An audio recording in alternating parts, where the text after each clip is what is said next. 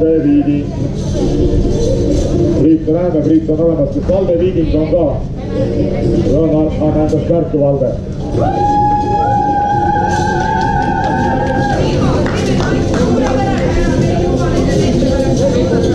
No, naised, kes?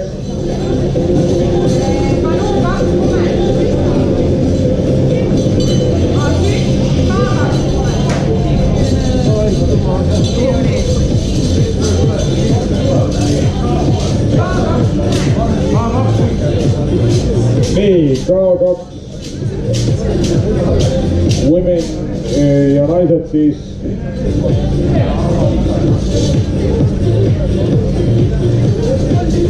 tulevad kohe meie ette, et siis naiskonnad ja kahesed siis kajakid.